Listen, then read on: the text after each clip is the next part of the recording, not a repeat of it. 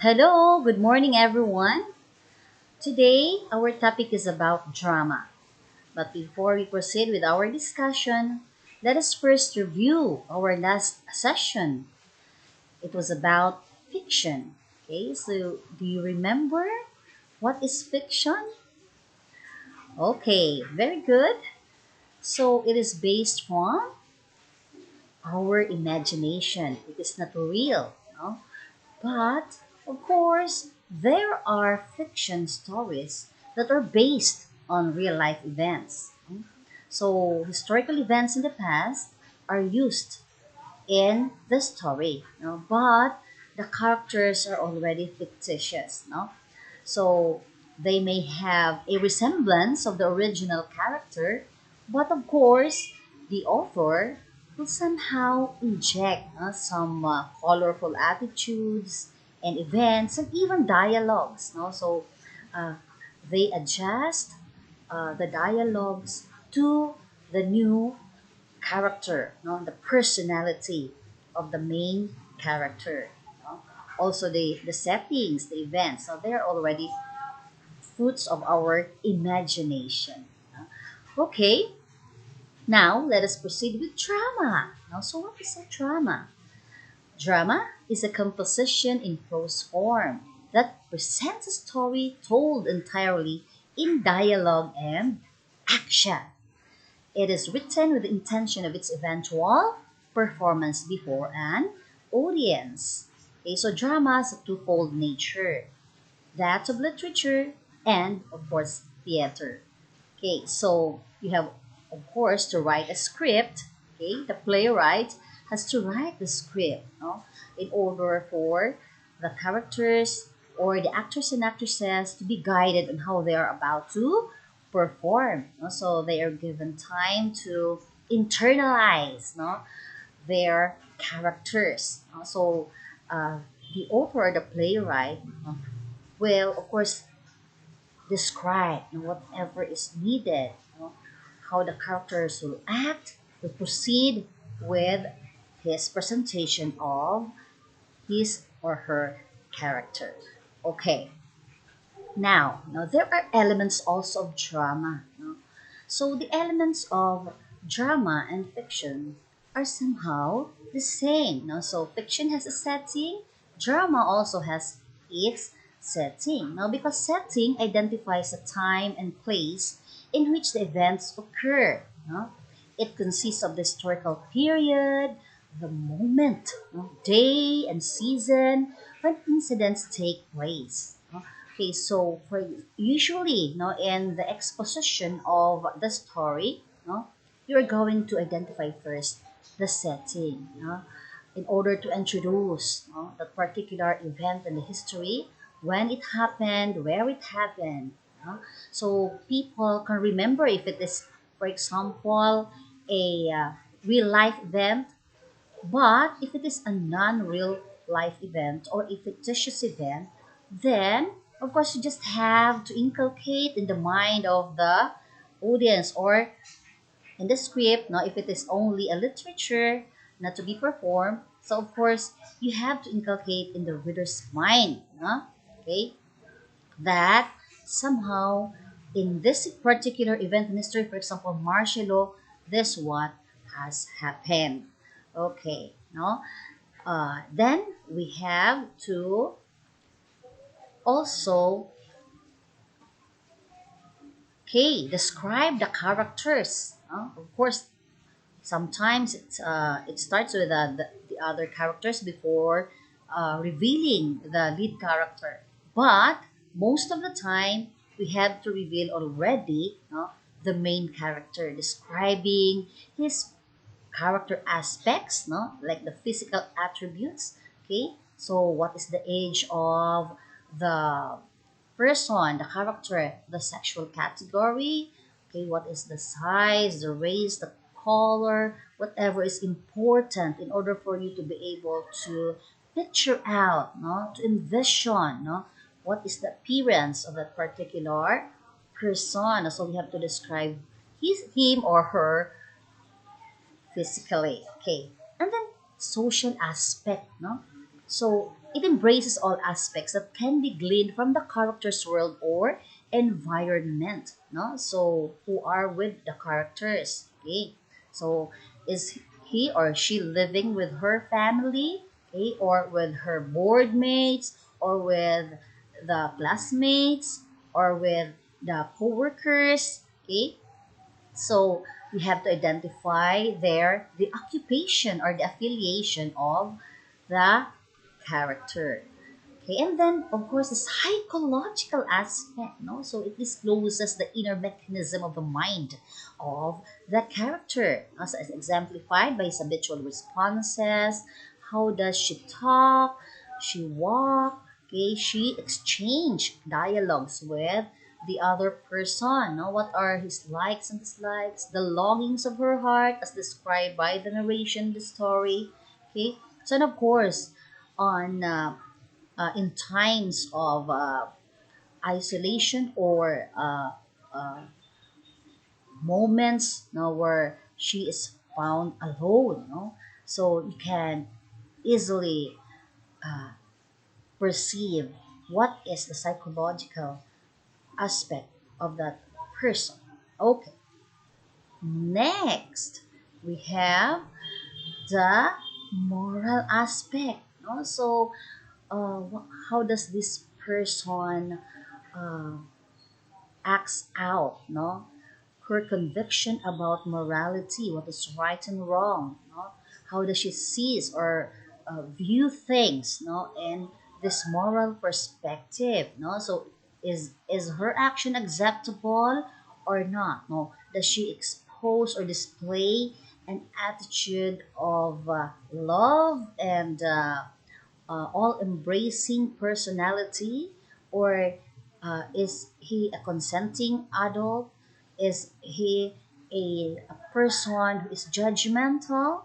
Okay, so it is also described, no, in the story, and of course the plot, no? So the plot plays out the series of events that form the entirety of the play, and there are different types of plot, no? So the first is the natural plot, no? So the natural plot contains the chronological sequence of events, no, and there are also what we call episodic plot, no? So it is made up of series of episodes where the story builds up and characters interrelate cohesively as the theme develops, no? So in each episode there is a setting, a climax, and it is actually a full story form, no? So sometimes it is the style of the author to describe in its episode a main character, no, a significant character in the story, no, what is his attitude. He describes the setting, and of course, in the end, the connection, no, that he will be involved in the story. Okay, and then the next is the theme, no? So remember I said, no, it's just like the fiction. No? When you write fiction, there you have to consider the theme, no? So that is the unifying element that defines the dramatized idea of the play. There is always a theme, a message, no? The overall sense or implication of the action. What uh, happened, no, has a connection to the theme of the story. No? So it emphasizes the ethical judgment and it suggests attitude. No? So uh, it has always a message, no? A moral. No? Okay, so we have to focus on that when we write a story. And of course, I have mentioned a while ago the style, no? The style of the author or the playwright. No? So it is the mode, expression, or presentation of the play. No?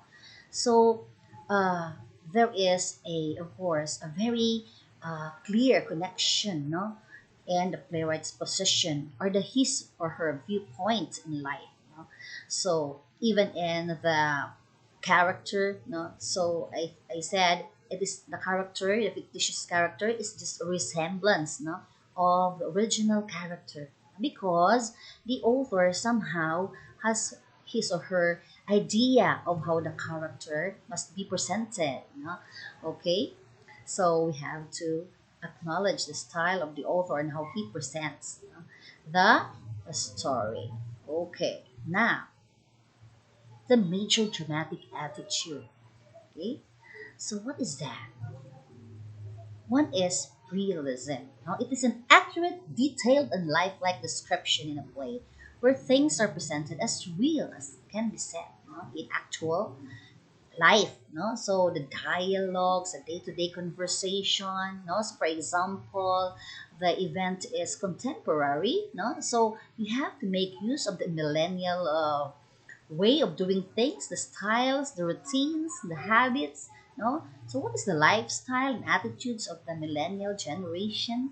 Okay, so we have to consider that, realism, in order for the people to relate themselves in the story. So because the most important aspect in the story is of course the audience, so it must be appreciated by the audience. And of course, one another is the non-realism. Okay, so it is a method of presentation identified as something stylized or theatricalized, whereby an artist used his imagination in projecting his ideas, as I've mentioned also a while ago. So in non-realism, it is the author's imagination. It is the fruit of his or her imagination. What is in his heart's desire? What is his heart's desire? What is his thoughts and insights about life? So his plans. So it all revolves on the author's thoughts. No?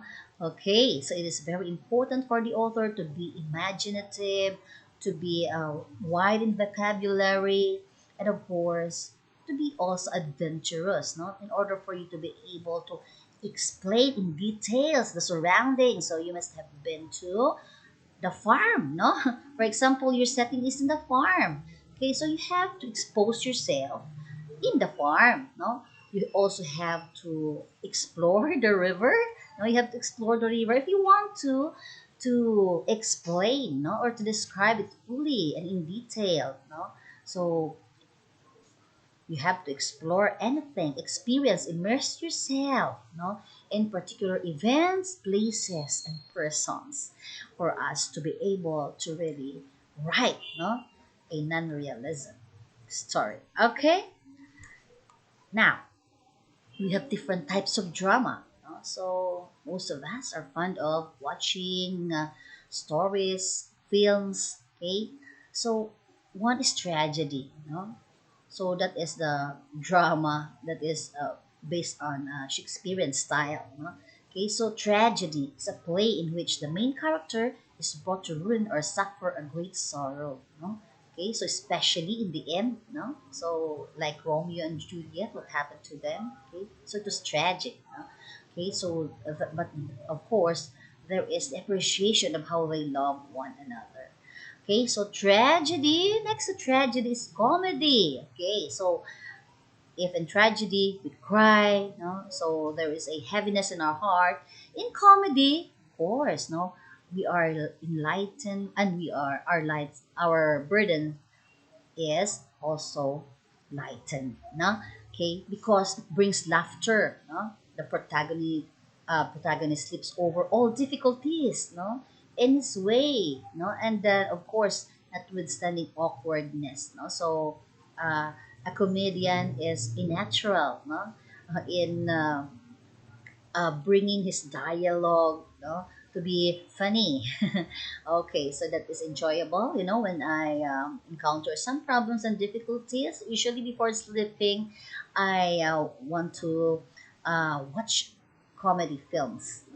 And then melodrama, is drawn from tragedy and characterized as something overstated, which concentrates on action. So it deals with stern feat and concludes in a happy resolution. So although there are also suffering difficulties, a lot of an oppressive paradigm, and the uh, antagonist's role. But then, of course, in the end, so the lead character overcomes, so although there are sufferings, no? So on the end, there is also happiness, joy, no? Exhilaration. Okay, and then of course the farce, no? So it's a comedy because we also laugh, but of course there is a difference in a way because here in farce, you are making use of grossly embellished events and character, no? So overstated, no? So it is entertaining in a way because of the characterization and how the audience are stimulated through the dialogues and even the appearance of the characters, you know, how they dress, for example, how they walk and talk, you know? So there is already, you know, already a moment, no, to laugh at. Okay, the tips and tricks for beginners. Okay, so you have to do some short exercises to stretch your writing muscles. No? So if you're stuck for ideas, you carry a notebook everywhere, no, and write down your observations. No? So for example, you are riding in a jeepney, and then you see the surroundings, the rice field, for example. You try to notice what is happening, the color of the surroundings, how the smell of the, for example, the ripening rice, no, the grains, okay, in the field. Okay, you have to take note of those observations. Okay, and then work out the time of day when you're at your most creative. No, so you are inspired, for example, then grab a pen and your writing pad or notebook, no? And write something, anything that comes into your mind, anything to start on, no? Okay, so don't agonize, no, over writing because it will just come easily, no, if you are in good disposition, okay, and you are, of course, ready and willing to give your time, your passion. Now you're willing to share yourself and your talent to the world. Okay, so have fun writing the fiction.